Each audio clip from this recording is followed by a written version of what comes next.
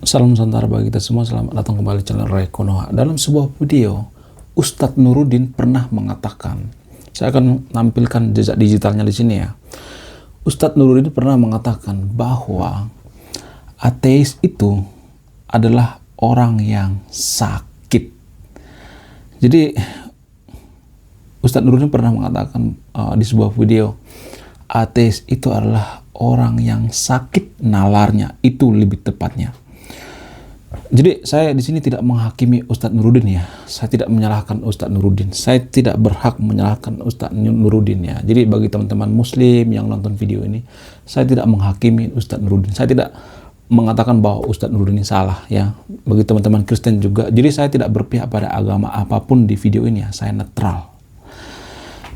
Jadi Ustadz Nuruddin juga mengatakan bahwa semua yang ada di dunia ini ada kausalitasnya, ada sebab akibatnya.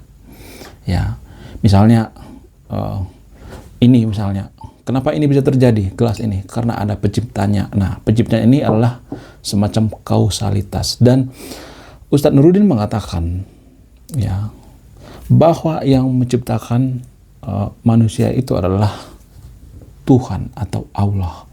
Dan saya bisa menarik pernyataan bahwa Ustadz Nuruddin ini menyimpulkan bahwa Tuhan itu seperti sosok ya. Sosok, semacam sosok. Nah, yang jadi pertanyaan, benarkah semua ateis itu sakit nalarnya? Apakah benar ateis itu sakit atau tidak? Seperti apa Tuhan yang sebenarnya? Ya, apakah Tuhan itu ada? Apakah Tuhan itu hanya di imajinasi manusia? Apakah Tuhan itu alam semesta itu sendiri? Jadi mari kita bahas masalah ini dari sudut pandang yang berbeda ya. Bagi teman-teman Muslim, bagi teman-teman Kristen dan agama apapun di sini ya, saya tidak berhak menghakimi argumentasi Anda. Kalau misalnya argumentasi Anda mengatakan yang masuk akal, saya akan tetap menghargai itu, dan saya tidak berhak menghakimi segimanapun argumentasi Anda. Jadi di video ini kita bebas diskusi ya. Saya tidak mau menghakimi misalnya pendapat Anda itu kurang masuk akal atau tidak. Saya tidak mau menghakimi ya. Jadi benar dan salahnya itu tidak bisa kita simpulkan sekarang. Kenapa? Karena waktu akan mengujinya ya. Dan saya akan jelaskan nanti ya lebih detailnya ya. Jadi gini guys ya. Saya melihat ada semacam keanehan kalau diskusi di Konoha ya. Dimana kalau diskusi dengan pemuka agama itu, enggak semuanya tapi ya, kita sudah kalah 1-0 ya. Kalau misalnya ada nih ya, contoh misalnya, ada seorang ateis, agnostik, atau orang yang tidak beragama misalnya diskusi dengan pemuka agama di Konoha. Tidak semuanya tapi ya, saya tidak mengeneralisasi semuanya. Biasanya ateis itu sudah 1-0, maksudnya sudah kosong ya. Jadi pemuka agamanya 1, ateisnya kosong. Kenapa? 1, karena pemuka agama itu banyak pendukung ya, banyak massa. Terus yang kedua, kalau pemuka agamanya membantah atau mengatakan bahwa ateis ini sakit, nalarnya sakit, maka itu tidak jatuh pada penistaan. Kenapa? Karena ateis itu tidak ada agama kan, jadi nggak ada penistaan agama kan, jadi bebas gitu. Mau mengatakan ateis itu sakit kek, mau ateis itu apa kek, bermasalah kek, mau ateis itu sesat kek. Jadi nggak ada yang namanya istilah penistaan ya. Ya, kalau dikatakan gila kek, ODGJ kek, nggak ada yang namanya penistaan. Tapi kalau ateis membalas, bukan membalas, maksudnya membantah argumentasi daripada pemuka agama ini, maka dia akan dicap penista agama. Jadi itu makanya saya katakan di Konoha itu kalau debat itu nggak berimbang. Kalau ateis atau agnostik itu berdebat dengan pemuka agama, sudah kalah 1-0 ya. Di situ kalahnya. Jadi saya akan membuka sekat-sekat itu ya. Saya yakin yang nonton video ini tidak seperti itu ya, tidak tendensius ya, tidak berpihak. Karena saya melihat ya, mohon maaf ya, nggak semuanya tapi ya, di Konoha itu kalau misalnya kita ngambil data, ngambil sumber, terus kita mengelontarkan argumen-argumen, kalau tidak sesuai dengan agama kita, tidak menguntungkan dengan agama kita, maka kita akan menyangkal itu mati-matian. Karena apa? Karena kita berpihak dengan agama kita. Jadi misalnya nih kita berdebat dengan pemuka agama, ya, katakanlah sama Ustadz Nuruddin misalnya. Mohon maaf ya, nggak semuanya tapi ya, mustahil dia tidak membela agamanya. Wong gelarnya sudah Ustadz. Masa dia nggak membela agamanya? Jadi ada yang mengatakan bahwa penjual kecap itu akan mengatakan kecapnya nomor 1. Jadi kita akan mau menyangkal itu di sini, maksudnya menghilangkan itu ya. Jadi dalam berdebat itu nggak boleh seperti itu ya, bahwa kecap saya yang paling nomor 1, nggak boleh seperti itu ya. Dan saya tidak mengatakan bahwa Ustadz Nuruddin ini seperti itu ya, seperti terlalu berpihak pada agamanya. Saya tidak mengatakan seperti itu. Anda yang memberikan kesimpulannya. Tapi saya melihat ya, pada umumnya orang yang beragama itu kalau berdebat itu ya, mustahil dia tidak membela agamanya. Dia pasti membela agamanya. Jadi kalau kita berdebat dengan pemuka agama itu ya, misalnya dari kaum ateis atau agnostik ya, saya tidak mengatakan bahwa saya ateis atau agnostik ya, sudah 1-0, sudah kalah ya. Jadi kita seperti melawan satu berbanding sejuta. Kita melawan jutaan orang, tapi kita cuma 1. Jadi tidak akan melepaskan sekat-sekat itu di sini ya. Nggak ada sekat-sekat keberpihakan kepada agama, keberpihakan pada institusi ya, keberpihakan kepada massa yang banyak. Ya kita akan membongkar sekat-sekat itu ya. Gimana? Ready nggak? Karena di sini nggak ada ini loh, nggak ada istilahnya saya berpihak gitu. Saya akan membongkar semuanya gitu. Saya akan ngomong jujur apa adanya, dan saya tidak akan menyalahkan argumentasi Anda, kecuali argumentasi Anda itu mengkritisi masalah pribadi orang. Enggak, kita akan mengkritisi masalah publik. Ini kan masalah publik ya, dan ini sangat berpengaruh pada kemajuan satu bangsa. Karena apa? Karena salah-salah kita mengambil keputusan, maka itu akan fatal bagi kemajuan satu bangsa. Karena apa? Karena agama itu mempengaruhi kemajuan satu bangsa ya. Pola pikir kita itu banyak dipengaruhi oleh agama. Menurut data ya, jadi saya akan tampilkan data di sini ya. Jadi saya tidak asal mangap. Ini bukan opini saya pribadi ya. Menurut data ya, tidak semuanya penganut ateisme memiliki pandangan yang sama tentang asal-usul alam semesta dan bumi. Enggak semuanya ya. Namun secara umum ateisme tidak menyangkal atau mengakui adanya pencipta. Ini yang dikatakan oleh Pak Nuruddin tadi itu ya. Namun berikut ini ada beberapa pandangan. Saya akan memberikan beberapa pandangan ya, pandangan ateisme tentang asal-usul alam semesta ya. Pandangan ilmiah misalnya, dari sudut pandang ilmiah ya. Yang pertama, teori Big Bang ya. Ini sangat familiar sekali ya. Alam semesta terbentuk dari ledakan besar sekitar 13,8 miliar tahun lalu. Yang kedua misalnya, teori evolusi. Kehidupan di bumi berkembang melalui proses evolusi alami ya. Dan yang ketiga misalnya, teori kosmologi. Alam semesta terbentuk dari proses kosmologi yang kompleks ya. Dan ketiga, pandangan ilmiah ini sangat familiar ya. Ya mungkin yang nonton video juga suka ini ya, baca atau dengar hal-hal seperti ini. Sekarang kita ambil dari sudut pandang filosofis misalnya. Dari sudut pandang filosofis ya, ada istilah determinisme ya. Alam semesta terbentuk dari proses alami yang tidak memerlukan pencipta. Determinisme ya, tidak memerlukan pencipta. Ini yang mungkin yang dikritisi oleh Pak Ustadz Nuruddin itu ya. Sah-sah aja, saya tidak menghakimi beliau. Saya tetap menghargai beliau ya. Yang kedua misalnya naturalisme ya. Alam semesta terbentuk dari proses alami yang dapat dipahami melalui ilmu pengetahuan. Yang ketiga misalnya humanisme, fokus pada kemampuan manusia untuk memahami dan mengontrol alam semesta ya.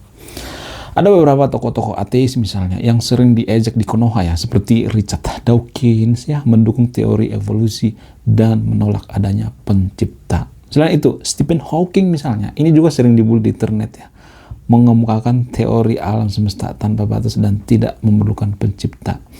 Dan yang ketiga misalnya, Sagan misalnya, menurut teori kosmologi dan menekankan pentingnya ilmu pengetahuan. Sagan lebih ke ilmu pengetahuannya. Jadi data ini bersumber dari teori-teori seperti kosmologi ya, Dawkins dan lain sebagainya ya. Jadi saya tampilkan di sini datanya. Namun ada satu hal yang jarang disadari oleh pemuka agama di Konoha, terutama kalangan agamis ya. Jadi saya tidak berpihak ya, sekali berkali-kali saya mengatakan saya tidak berpihak, karena mungkin dan sahabat nonton video ini akan berpikir bahwa penjual kecap itu akan mengatakan kecapnya nomor 1 ya. Saya tidak ada kepentingan membela agama ya. Saya juga tidak ada kepentingan membela ateis dan agnostik. Ini pure dari pemikiran-pemikiran yang jujur. Saya akan memberikan pandangan-pandangan baru. Karena saya melihat di Konoha itu terlalu baku ya, terlalu monoton. Kita selalu menerima informasi-informasi hanya dari satu sumber ya, dari sumber kaum agamis ya. Jadi coba dari yang lain deh gitu. Itu makanya saya bikin channel ini ya. Kita coba dari pandangan yang lain deh ya. Jadi beliau itu mengatakan bahwa, atau Ustadz Nuruddin mengatakan bahwa semua itu ada penciptanya ya, ada kausalitas, dan yang mencipta itu adalah Allah atau Tuhan. Beliau mengatakan bahwa Tuhan itu satu. Jadi kalau misalnya ada yang mengatakan bahwa Tuhan, lihat tuh Tuhan Kristen kan beda sama Tuhan Muslim. Tuhan Muslim juga beda sama Tuhan Hindu, sama Tuhan agama yang lain juga beda. Nah, jadi banyak orang berpikir ya, menurut Ustadz Nuruddin ya, berpikir bahwa Tuhan itu banyak, bukan satu. Jadi Ustadz Nuruddin mengatakan bahwa Tuhan itu satu, cuman penafsirannya yang beda-beda, wujudnya yang beda-beda. Maksudnya wujud penafsirannya itu yang berbeda-beda ya. Misalnya ini Tuhan ya, terus agama Kristen menafsirkan Tuhan ini ya, terus agama lain menafsirkan Tuhan ini. Jadi itu cuman penafsiran gitu. Tapi pada umumnya atau pada hakikatnya Tuhan itu satu. Itu menurut Ustadz Nuruddin. Nah, saya akan memberikan pandangan yang berbeda ya, dan saya tidak menyalahkan yang dikatakan oleh Ustadz Nuruddin. Jadi teman-teman Muslim ini ya, jangan marah dulu ya. Saya tidak menyalahkan yang dikatakan oleh Ustadz Nuruddin. Jadi saya akan memberikan pandangan lain. Ustadz Nuruddin mengatakan bahwa Tuhan itu seperti sosok ya. Bisa dikatakan ya, sosok itu seperti sosok Maha Pengasih ya, seperti Tuhannya agama mayoritas di Konoha, Maha Pengasih, Maha Pencipta, Maha segalanya, Maha Kuasa dan lain sebagainya. Ya, itu adalah sosok Tuhan yang digambarkan oleh Ustadz Nuruddin. Tapi saya akan memberikan sosok lain misalnya, bukan sosok lain, maksudnya pandangan lain. Bisa aja Tuhan yang kita katakan itu sehari-hari itu, yang kita percaya itu adalah kata ganti daripada ketidaktahuan kita itu sendiri. Lah, maksudnya gimana? Jadi gini, dulu waktu di zaman dewa-dewi kuno misalnya, ada orang misalnya yang diskusi zaman dewa-dewi kuno ya, petir itu berasal dari mana sih? Kok ada petir ya? Misalnya nih diskusi ya, anggaplah kita sekarang ini zaman dewa-dewi ya, dewa-dewi Yunani misalnya. Ya, di zaman Sokrates gitu, di zaman Plato misalnya, ada orang yang mengatakan, petir itu terbuat dari apa sih? Kok ada petir ya? Siapa sih yang menciptakan? Lalu mereka diskusi ya. Di zaman dewa-dewi misalnya, kita diskusi misalnya. Terus karena mereka capek diskusi, udah gini aja deh, daripada kita capek diskusi, kita sebut saja yang menciptakan petir itu dewa. Karena mereka nggak tahu yang menciptakan petir itu siapa. Karena zaman itu belum ada yang namanya teknologi. Sehingga mereka capek, lalu mereka menyebut dengan dewa. Lalu dewa apa yang kita sebut dengan yang menciptakan petir ini? Sebut saja dewa petir atau dewa Zeus yang berseliweran di internet sekarang ini ya. Jadi pada saat itu, saat zaman dewa-dewi itu, dewa Zeus itu dianggap yang menciptakan petir. Nah, seiring berjalannya waktu ya, karena saat itu tidak ada yang namanya teknologi, tidak ada yang meneliti, ilmuwan meneliti terjadinya petir ya. Kalau terjadi petir itu ya, itu yang menciptakan dewa Zeus ya, dewa petir. Nah, seiring berjalannya waktu ya, bergeser ke zaman agak lebih zamannya agama ya, katakanlah ya sebelum Masehi atau abad pertama lah, orang-orang berdiskusi lagi, tidak mungkin yang menciptakan ini dewa, nggak mungkin, masa dewa Zeus ya. Dievaluasi lagi, lalu siapa yang menciptakan ini semuanya? Yang menciptakan ini daripada kita sibuk-sibuk ya, daripada kita pusing-pusing ya, sebut saja namanya Tuhan. Ya, ada banyak sebutan, misalnya ada sebutan Gusti, ada menyebut Allah, ada yang menyebutkan banyaklah sebutannya. Bapak misalnya ada sebut seperti itu ya. Daripada kita pusing-pusing, sebut saja namanya Tuhan. Nah, jadi ini kan Tuhan ini kan kata ganti dari ketidaktahuan kita. Tapi seiring berjalannya waktu, ternyata ditemukan bahwa yang menciptakan petir itu adalah bukan Tuhan, tapi karena terjadinya ada sebabnya, yaitu terjadinya ada muatan listrik di awan sehingga terjadi petir. Jadi zaman sekarang kalau ada yang mengatakan terjadi petir itu karena Allah, karena Tuhan, pasti banyak orang ketawa kan. Tapi zaman dulu waktu pertama ditemukan teori ini bahwa yang menciptakan petir itu adalah Tuhan, semua orang patut ya sujud, nggak boleh menyangkal. Tapi zaman sekarang kan sudah ketawa kan kalau misalnya ada yang mengatakan siapa yang menciptakan hujan, siapa yang menciptakan angin, siapa yang menciptakan petir dan sebagainya. Kalau misalnya mengatakan Allah, pasti diketawain kan. Itu sudah sangat primitif kan. Jadi seiring berjalannya waktu ada ilmuwan ya, ada pemikiran-pemikiran, maka dikatakan yang menciptakan petir itu adalah karena ada muatan listrik di awan ya. Dan seiring berjalannya waktu lagi kita masuk ke zaman sekarang, zaman modern ya, dimana yang menciptakan sesuatu itu ada, tapi kita belum menemukan siapa ya.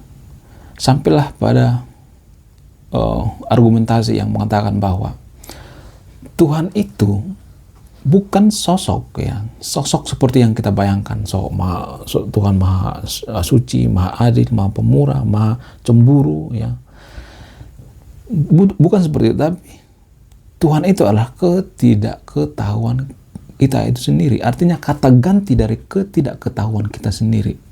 Mungkin 10.000 tahun lagi, atau 5.000 tahun lagi, atau 1 juta tahun lagi, kita nggak tahu kan. Penyebutan Tuhan itu bisa berganti lagi kan. Apa gitu, misalnya disebut dengan abakadabra misalnya ya. Misalnya disebut dengan Tuhan itu dengan sebutan abakadabra. Karena misalnya nih, zaman sekarang kan misalnya kita katakan bahwa siapa yang menciptakan bumi itu? Bumi itu kan tercipta dari Big Bang ya. Siapa yang menciptakan Big Bang? Kan mentok di situ kan. Siapa yang menciptakan alam semesta ini? Kan mentok di situ. Jadi nanti kalau ada penemuan, maka kebongkar lagi. Jadi yang menentukan kebenaran itu kan hanya waktu. Jadi kita nggak boleh mengatakan bahwa, mohon maaf ya, ateis itu sakit. Karena kita kan masih gambling sebenarnya, kalau boleh jujur. Yang menentukan kan waktu. Bayangkan ya, kita hidup di dunia ini ya, dibandingkan dengan penciptaan dunia ini masih 1 detik ya, 1 detik sampai 1 menit lah. Nih bayangkan nih, ini penciptaan bumi kita sekitar 13.000 tahun yang lalu, 13 miliar tahun yang lalu misalnya. Nah bumi itu semenjak dihuni manusia itu bermiliar-miliar tahun, 5 miliar tahun ya. Nah ini sekarang kita di sini ya, masih tahun 2000 kan ya, masih segini kan masih banyak lagi nanti umur bumi itu kan diperkirakan berapa puluh miliar tahun lagi kan, berapa ratus miliar tahun lagi. Jadi kita masih, kalau dia ibaratkan dengan jarum jam itu masih 1 detik. Jadi tidak bisa memberikan kesimpulan gitu. Jadi kita, mohon maaf, tidak boleh kita mengatakan bahwa pandangan ateis itu, nalar ateis itu sesat. Nggak bisa. Saya tidak mengatakan bahwa Ustadz Nuruddin salah, enggak. Karena seseorang itu mengucapkan kalimat itu berdasarkan nalar atau apa yang diterimanya gitu. Apa yang dipelajari. Karena gini guys, kan di Konoha itu kan banyak orang berpikir bahwa agama itu masuk akal. Menurut saya agama itu nggak masuk akal. Kenapa saya mengatakan bahwa agama itu nggak masuk akal? Karena di kitab suci agama itu, terutama agama Samawi, ada datanya yang salah. Contoh misalnya, manusia berasal dari tanah, saripati tanah. Pada datanya, pada faktanya, manusia itu tidak ada hubungan DNA manusia dengan tanah kan? Gak ada kan? Gak ada. Di kitab suci agama tertentu di Konoha dikatakan bahwa bumi itu datar. Ya, bumi itu datar. Padahal bumi itu kan bulat. Nah, kalau Tuhan terbang ke angkasa misalnya, misalnya nih ada nabi terbang ke angkasa, atau Tuhan itu kan maha tahu segalanya. Kenapa dia nggak bisa melihat bumi itu datar apa enggak? Kenapa dia mewahyukan bahwa bumi itu datar? Kenapa tidak mengatakan bahwa bumi itu bulat? Itu kan sebenarnya nggak masuk akal. Terus ada misalnya nabi yang tahan dibakar, ada yang membelah lautan dan lain sebagainya, kan nggak masuk akal. Itu kan nggak masuk akal. Jadi agama itu masuk akal bagi penganutnya saja. Cuman masyarakat di Konoha itu memaksakan bahwa agamanya itu yang paling masuk akal, padahal agama tidak ada yang masuk akal kok, nggak ada. Kalau di kitab suci itu ada satu data yang salah, berarti semuanya gugur. Ya, berarti agama itu nggak saintifik. Kalau nggak saintifik berarti nggak masuk akal dong. Ya, agama itu nggak masuk akal. Agama itu masuk akal bagi penganutnya saja. Kadang di Konoha saya banyak mendengar perdebatan-perdebatan, misalnya nih, contoh misalnya ya, kan Tuhan kalian itu kan maha bisa segalanya. Misalnya nih, warga Konoha kan sering mengkomplain ya, kok Tuhan kalian itu bisa menjadi manusia, terus disalib, terus mati. Masa Tuhan mati? Kan ada banyak kan warga Konoha yang mengatakan seperti itu. Nah, di sini kan kita mempertanyakan hal seperti itu karena kita menganggap bahwa agama itu masuk akal. Enggak. Namanya juga agama nggak masuk akal. Gini kan, kalau kita mempertanyakan seperti itu, ibarat seakan-akan bahwa agama itu masuk akal. Enggak kan? Kalau misalnya kita mengatakan, kok Tuhan itu bisa berubah menjadi manusia? Ya kan suka-suka Tuhan, mau berubah jadi Wonder Woman, mau jadi batu kek, mau jadi apa kek, mau jadi Superman, mau jadi Iron Man. Kan suka-suka Tuhan, namanya juga Maha Kuasa. Ya, kok Tuhan itu mati? Kok Tuhan itu bisa disalibkan? Kok Tuhan itu berubah jadi manusia? Pertanyaan ini sama seperti, kok Nabi itu bisa membelah lautan? Kenapa nggak terbang aja? Kan Tuhan kan Maha Kuasa, kenapa nggak dikasih kekuatan super gitu? Kenapa capek-capek nggak terbang gitu? Jadi pertanyaannya sama seperti itu. Kok Nabi itu bisa mati? Kan Nabi kan punya kekuatan super dari Tuhan. Nggak masuk akal kalau Nabi mati. Kan sama seperti itu pertanyaannya. Ya kan? Kan Tuhan kan dapat wahyu dari, Nabi kan dapat wahyu dari Tuhan. Harusnya kan Nabi itu kan nggak mati. Sama seperti itu. Kok Nabi bisa terbang sampai ke bulan? Itu sama pertanyaannya. Jadi menurut saya yang debat apologet di online itu memperebutkan tulang tanpa isi, memperebutkan sesuatu hal yang tidak masuk akal, memperebutkan bahwa agama saya yang paling masuk akal, agama lu nggak masuk akal. Nggak ada agama yang masuk akal, nggak ada agama yang masuk akal. Sedangkan sains aja, kita mengatakan bahwa kitab suci kita itu pedoman sepanjang masa. Sedangkan sains aja harus update terus ya, ada perubahan-perubahan. Jadi bagaimana mungkin kita mengatakan bahwa kitab suci kita yang ditulis abad pertama itu bisa pedoman sepanjang masa, sementara ada perubahan-perubahannya. Buktinya itu banyak datanya yang salah sampai sekarang ini. Manusia berasal dari tanah, bumi datar, ya. Nabi bisa terbang. Kalau Nabi bisa terbang ke luar angkasa, kenapa dia nggak lihat bumi itu bulat? Coba. Itu kalau masuk akal. Jadi saya bingung ya, di Konoha itu banyak orang yang berpikir bahwa agama itu masuk akal. Enggak. Agama itu nggak masuk akal, guys. Jadi kalau boleh jujur lagi ya, saya bongkar sekalian di sini ya. Saya tidak berpihak pada agama tertentu ya. Saya tidak berpihak pada ateis, agnostik dan lain sebagainya ya. Saya berpihak pada kejujuran. Karena saya kesal gitu. Karena cara berpikir kita itu ya ada yang kurang tepat menurut saya. Tapi koreksi saya kalau salah ya. Saya tidak mengatakan bahwa pemikiran saya yang paling benar ya. Kita sering berpikiran bahwa agama kita itu agama yang paling sempurna gitu, agama yang paling masuk akal, dan agama lain sesat, dan ini akan menimbulkan gesekan-gesekan ya, ini akan menimbulkan gesekan-gesekan terhadap agama lain. Jadi saya akan bongkar di sini, ternyata agama Samawi yang ada di Konoha itu ya, termasuk agama mayoritas di Konoha, agama Kristen, agama Yahudi ya, itu banyak kemiripan dengan agama Mesopotamia kuno, agama Sumeria, agama Zoroaster. Saya akan tampilkan data di sini. Apa yang di copy paste termasuk epos Gilgamesh atau epis Gilgamesh. Epos Gilgamesh ini mirip banget dengan Nabi Nuh, Bahtera Nabi Nuh. Datanya saya tampilkan di sini ya, cari sendiri ya. Enggak hanya itu, kalau cuma satu mirip nggak jadi masalah. Ini kan kebetulan. Ada lagi Nabi Adam. mirip, cuma nama yang diganti. Ada lagi kejatuhan dosa, ada lagi penciptaan manusia, ada lagi monoteisme, ya. Ada monoteisme itu di agama Zoroaster ada. Itu cikal bakal daripada agama yang bertauhid dan agama yang Maha Esa. Ada, nanti datanya buka di sini. Terus kelahiran Nabi juga ada tanggal 25 Desember di peradaban Sumeria. Ada banyak gitu dewa-dewi yang lahir tanggal 25 Desember. Ada banyak. Abraham itu juga ada di peradaban Mesopotamia kuno, Zoroaster dan Sumeria. Nanti cek datanya, ada banyak. Cuma namanya aja yang diganti-ganti ya. Jadi kenapa saya mengatakan seperti ini? Karena mari kita berpikir jujur lah gitu. Mari kita jujur ya.